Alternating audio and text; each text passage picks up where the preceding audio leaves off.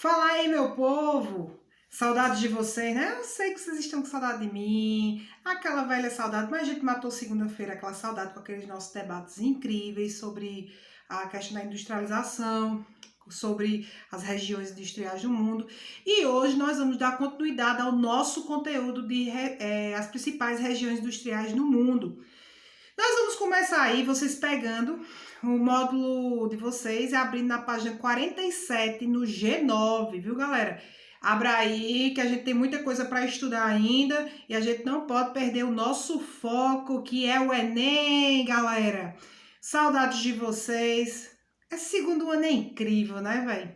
A pessoa vê segunda-feira, mas já tá com saudade hoje. Isso aí é um caso de amor, de verdade. Eu aposto que todo mundo me ama, né? Possível não me amar, né? Então, ó, pessoal, aí no G9 nós vamos ter as principais indústrias do continente europeu, as regiões industriais. Vocês podem acompanhar junto comigo aí na página 47, tá certo? No G9, as principais regiões industriais aí que nós vamos ter inicialmente do continente europeu.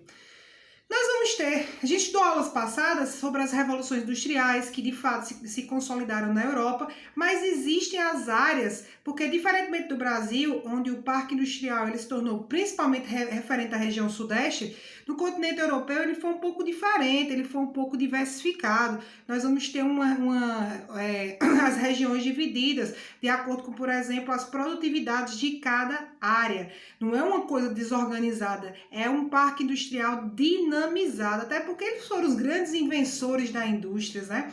Tanto da primeira revolução industrial como da segunda revolução industrial. Aí nós vamos ter um mapa, inicialmente aí na página 47, que diz o quê? As principais indústrias da Europa, né?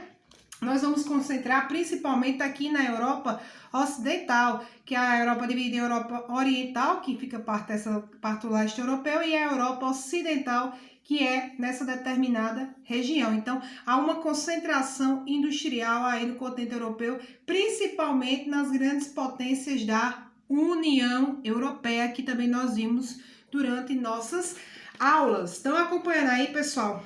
Nós vamos ter principalmente aí as regiões mais industrializadas no Reino Unido, nós vamos ter na Holanda, na Bélgica, em Luxemburgo, na Itália e, enfim, na Alemanha, que são as grandes potências industriais do continente europeu. Até porque, né, lá que se consolidou essa paradinha de industrialização. Nós vamos ver aí, inclusive na página 47, que originou-se principalmente ali no Vale do Rio Ruhr. O Rio Ruhr que fica no oeste da Alemanha. O Vale do Rio Ruhr, ele concentra as principais áreas industriais do continente europeu. Justamente porque foi nessas áreas do Vale do Rio Ruhr onde se descobriu um grande potencial do carvão mineral. O carvão mineral que foi a primeira fonte de energia que foi utilizada como matéria-prima industrial. Então, nós vimos nas aulas anteriores que as primeiras matérias-primas baseadas na indústria foram provenientes desse recurso mineral, que foi o carvão mineral. Então, as regiões carboníferas, então achou-se interessante se construir regiões industriais, principalmente próximos às áreas onde se encontravam os recursos minerais. Então, no Vale do Rio Ruhr foram instaladas as principais indústrias siderúrgicas, as principais indústrias de base, que nós chamamos, que é de fabricação de peças, e recursos minerais, como minério de ferro, a cassiterita, a bauxita, matérias-primas de transformações. E o carvão mineral, obviamente, ele serve para a fundição dessas matérias-primas. Então, nada mais interessante que você localizar um parque industrial às margens dessas reservas carboníferas, ou seja, de carvão mineral. Então, nós vamos ter também outro fator, a navegabilidade, né? O Vale do Rio Ruhr é um rio altamente navegável. Isso faz com que escoe a produção com maior facilidade. Então, a facilidade pela região de Roterdã, na Holanda, movimenta, por exemplo, a economia e dá dinamicidade a essa economia e essa exportação de produtos de base, da indústria de base, para todo o planeta Terra. E nós vamos ter aí o canal que liga ao Vale do Rio Ruhr, na página 47 também, ó, que distribui grande parte dessa matéria-prima por grande parte dos países europeus e até hoje pela União Europeia, certo? Então, indústria lá na Alemanha, principalmente às margens do Vale do Rio Ruhr. tá certo? Nós vamos também, outra região industrial importantíssima para o continente europeu, que vocês podem acompanhar aí na página 48, nós vamos ter o Vale Pó, o Vale do Rio Pó, é Pó, né? Pó não, viu? É Pó o nome do rio é Pó, que fica situado aonde? No norte da Itália.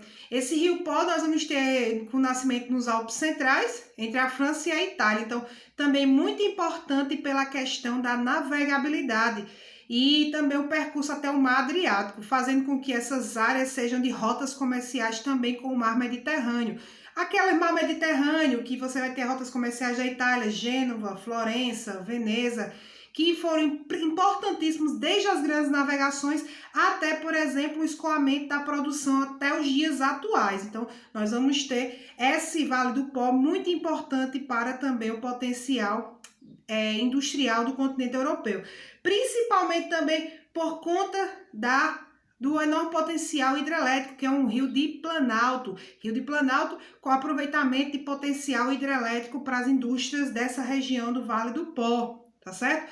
Passando por grande parte da França até a Itália, como vocês podem observar aí no mapa de vocês da página 48, página 48 aí, ó. Quem quiser acompanhando, deve ser acompanhado, hein, galera?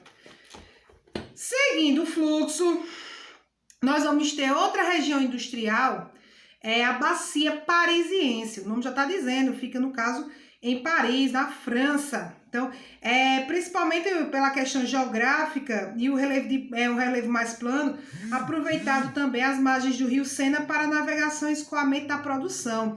E também uma concentração abundante de mão de obra e matéria-prima nessa região da Bacia Parisiense, com potencial principalmente de indústrias siderúrgicas, indústrias metalúrgicas, de arsenais bélicos e navais, indústria têxteis, tecnologia de uma maneira geral e eletroeletrônica, como vocês podem observar aí no mapa, inclusive temático aí da página 48. Nós vamos ter os potenciais aí da Bacia Parisiense, então no caso o potencial industrial da França distribuído dessa forma aí, então vocês observam que as áreas industriais da Europa, elas são bastante diversificadas e elas vão se concentrar nessas áreas devido ao fator mão de obra, matéria-prima e disponibilidade de navegação. Isso é muito importante a gente salientar, viu, galera? Nós vamos ter aí, então, localização de fácil acesso, né? A localização ela é muito importante como fator de concentração industrial em determinadas áreas. Como aqui no Brasil, a concentração industrial no Sudeste, devido ao quê? Devido ao processo de mão de obra que foi se acumulando naquela região, a cafeicultura e todo o suporte que foi dado na região e investimentos em infraestrutura também contam bastante para o quê? Para efetivar-se uma região industrial em determinadas áreas. Então, seguindo o fluxo aí na página 49, nós vamos continuar aí com a questão da Bacia de Londres, na Inglaterra. E é também um dos principais parques industriais dentro do continente europeu, que fica no Vale do Rio Tâmisa. Rio Tâmisa, aquele que teve um processo de revitalização e tudo mais, é um rio extremamente navegável. Tá vendo que tudo tem um sentido de localização industrial nos países desenvolvidos? Nós vamos ter a disponibilidade, além de matéria-prima, de fluxo de comunicação com outros mares, que isso é muito importante, a saída para outros mares, para que as áreas industriais se tornem mais diversificadas. Nós vamos ter essa área de tradicional, produtos manufatureiros como carvão, minério de ferro, produtos da indústria importantes para a indústria de base. A indústria de base que requer também muitas peças e recursos minerais. E disponibilidade também abundante de minério de ferro. Grande parte hoje em dia importado, né, o minério de ferro, que inclusive o Brasil exporta bastante minério de ferro para todos os países mundiais. O nosso país é abundante nesse recurso mineral importante para a indústria, o minério de ferro.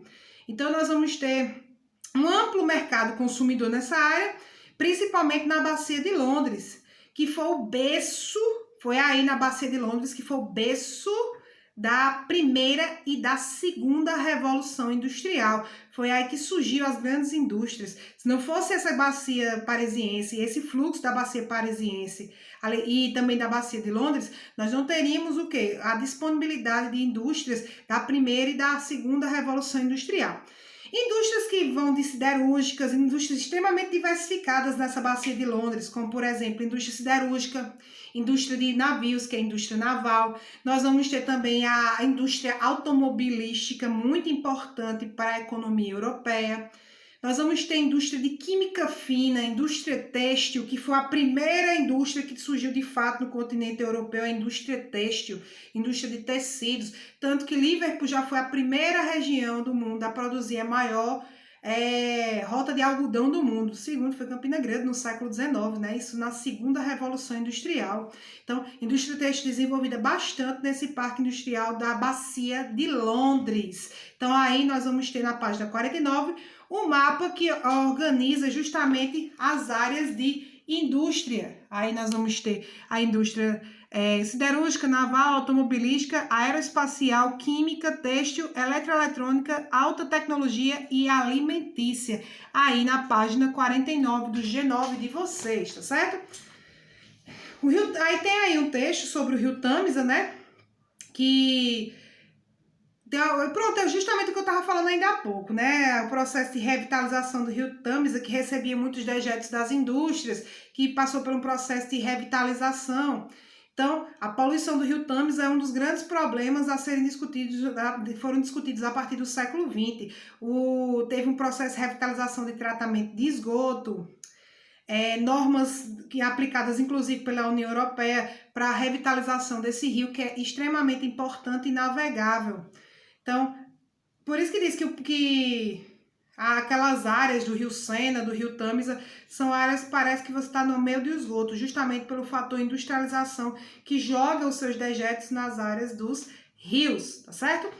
Nós vamos ter aí na página 50, continuando essa região industrial do continente europeu, que é importantíssimo para o Enem de vocês, nós vamos ter a região do rio Volga, que pega a região de Moscou, na Rússia, que é a indústria que concentra principalmente, está entre a Europa e a Ásia, né? Uma região industrial muito importante que fica na Eurásia, né? Que fica dividida justamente pelos montes Urais, aquela parte que divide a Europa da Ásia, que é pela Rússia europeia e a Rússia siberiana, que é a parte da Ásia. Importante principalmente jazidas de minério de ferro. A parte da Rússia asiática, que é a Rússia siberiana, ela é importante para o fornecimento de matérias-primas como petróleo, carvão mineral, gás natural. Então, por isso que o território da Rússia ser daquele tamanho gigantesco é estratégia também no que diz respeito à industrialização. Uma grande reserva de recursos minerais. A ideia da União Europeia se não fosse a Rússia produzir tanto petróleo e gás natural, até porque a matriz energética da Europa depende bastante da Rússia de uma maneira geral, tá certo? Nós vamos ter cidades importantes nessa região de Moscou, no vale do rio Volga, né, que é um principal rio, o maior rio da Europa, né? Nós vamos ter cidades como São Petersburgo, que fica na Rússia, Moscou, Volgogrado, que concentra uma grande parte da indústria da Rússia. Aí nós vamos ter aí essa concentração industrial a partir desse mapa. Então é importantíssimo você analisar esses mapas, galera, sempre com o módulo em mãos. Nós vamos ter também a criação do Benelux, que nós já estudamos, que é Bélgica, Holanda e Luxemburgo. Esse Benelux foi importante principalmente porque existia um porto importante, o porto de Roterdã, na Holanda, que favoreceu bastante as reservas carboníferas e o parque industrial dessa região do Benelux, que é a tríade Bélgica, Holanda e Luxemburgo. Qualquer dúvida, dá uma pausa, fala comigo. Qualquer dúvida já sabe que estamos à disposição, viu, galera? Os países nórdicos, também importantes para a região industrial, Suécia, Noruega e Finlândia. Nós vamos ter reservas de minério de ferro, potencial hidráulico, principalmente proveniente dos Alpes suíços, de uma maneira geral, e da Suécia, e rico em recursos minerais, Isso no caso que se desenvolve o parque mecânico e também a indústria de base, que é a petroquímica, grandes jazidas de petróleo também encontradas aí nos países nórdicos, como Suécia, Suíça e Finlândia. Então, depois da Segunda Guerra não existiu mais o Benelux, né? Porque começou a se associar a outros países, como a gente analisou anteriormente em economia mundial, se formou o MCE, depois o CE, depois proveniente da União Europeia, que é o bloco econômico mais fortalecido de todo o planeta Terra, a União Europeia, tá certo? Aí, na página 51, nós vamos ter também regiões europeias, nós temos também o Porto de Lyon, na França, Ucrânia, Alsácia-Lorena, que foram importantes principalmente como herança industrial até a formação da União Europeia. E, obviamente, nós vamos ter uma descentralização hoje em dia nessa questão europeia com relação ao parque industrial. Nós vamos ter outras áreas industriais a partir do desenvolvimento de softwares, de novas tecnologias, de química fina, como República Tcheca, Hungria, países do leste europeu que desenvolveram bastante esse parque industrial, a própria Polônia, também a Lituânia, a Estônia, que fazem parte da União Europeia, a Letônia, que desenvolveram principalmente essa produção de recursos provenientes aos softwares, aos programas de computadores. Já pegando essa parte aqui, galera, dos Estados Unidos, a gente comentou na nossa aula passada que existia o quê? Os chamados belts, né? Os belts. Belts, que em inglês quer dizer cinturão. Por que cinturão? A economia dos Estados Unidos, aqui a gente já chegou nas Américas, né? Nos Estados Unidos, os belts quer dizer cinturões. Esses cinturões, eles são justamente áreas industrializadas e também áreas rurais divididas por setores nos Estados Unidos. É importante salientar que os Estados Unidos dividiu o seu parque industrial e também a sua produtividade agrícola por cinturões. Isso é muito importante a gente salientar. Um dos cinturões mais importantes que surgiu principalmente nas regiões dos Grandes Lagos foi o Manufacturing Belt. Eu sou poliglota também, diga a verdade. O Manufacturing Belt. Manufacturing Belt. Manufacturing. Se está escrito certo. Belt. Ou cinturão da manufatura, cinturão industrial. No caso, esse cinturão que promoveu justamente uma presença, a expansão das indústrias na região dos Grandes Lagos, nos Estados Unidos, que é a região principal de industrialização dos Estados Unidos. Disposição, e o que favoreceu essa criação do Manufacturing Belt? A região dos Grandes Lagos, ou seja, a navegação, a presença do porto, principalmente do porto de Nova York, que vocês podem acompanhar na página 51. Vocês podem observar também um rio importante do Manufacturing Belt para navegação e escoamento da produção, que é o Rio Hudson.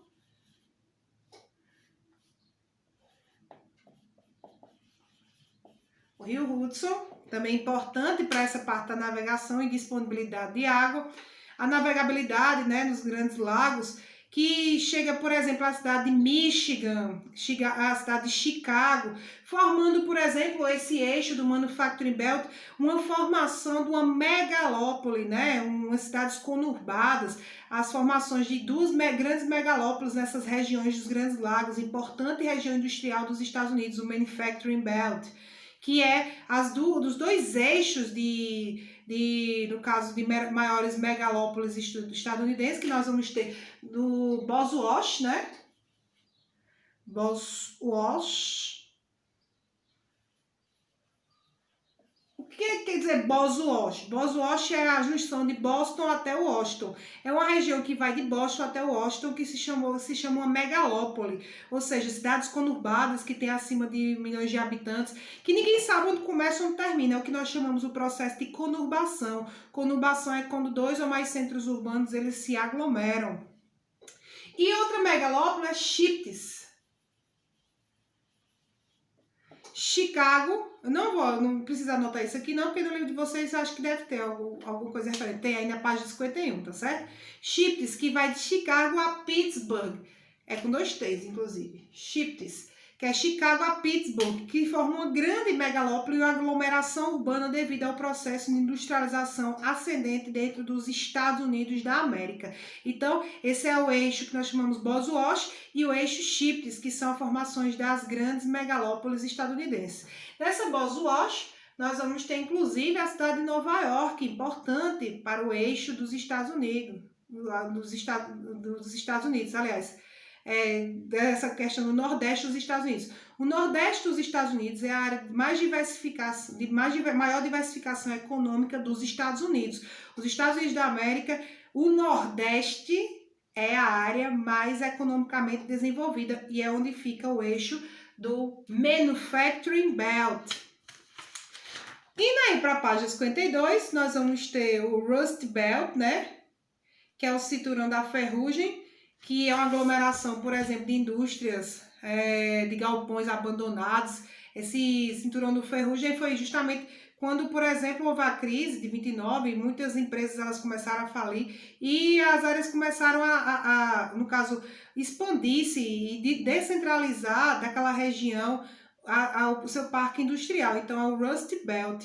Aí vocês vão ter, por exemplo, aí na página 52, nos últimos anos, porém, o advento do processo de globalização, a ocorrência acirrada de elevadas indústrias, sair da região em busca de locais que oferecem melhores custos de produção. Por isso, a região ganhou o apelido de Rust Belt.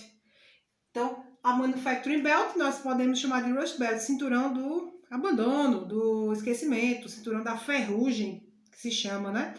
Que deu origem, por exemplo, a verdadeiros galpões, como na cidade de Boston, Detroit, Baltimore, Pittsburgh, que tem bastante desses galpões. É bem comum a gente assistir uma série, você vê um bocado de galpão abandonado, cheio de ferrugem, principalmente aqueles filmes de terror que vocês gostam tanto de assistir. Tem muito, você observa muito esses galpões bem desordenados aí. E nós vamos ter uma área importantíssima para os Estados Unidos, que é justamente o cinturão do Sol, o Sunbelt. O Sunbelt, que é uma área muito importante para a questão aeroespacial, como Cabo Canaveral, que fica no Texas, que a NASA, inclusive, é importante esses estudos do Sunbelt para a questão aeroespacial. Nós vamos ter também criação de diversas formas de tecnologias, como eu falei na aula passada também, uma microeletrônica, uma informática, uma robótica. É onde, por exemplo, que nós comentamos também, há uma concentração do Vale do Silício, que fica na Califórnia, o Sunbelt cinturão do Sol. Na Califórnia fica o Vale do Silício, associado àquela universidade que eu falei para vocês, a aula passada de Stanford, né? Que investe em robótica, tecnologia e indústrias de tecnologia de ponta em desenvolvimento de softwares, tá certo? Então, o Google, a Intel, há uma concentração dessas indústrias voltadas ao campo, principalmente da tecnologia robótica, química fina, microinformática, tudo isso é desenvolvida no Sunbelt, que é o cinturão do Sol, inclusive o Parque Industrial do Vale do Silício, ou Silicon Valley, que eu falei para vocês na aula passada, tá certo? E nós temos também no Sunbelt uma formação de outra megalópole importante para os Estados Unidos, que é a Sansan. Estados Unidos é a área que detém mais o quê? Mais essa formação de megalópolis, que são megacidades conurbadas, aglomerações urbanas de uma maneira geral. A Sansan,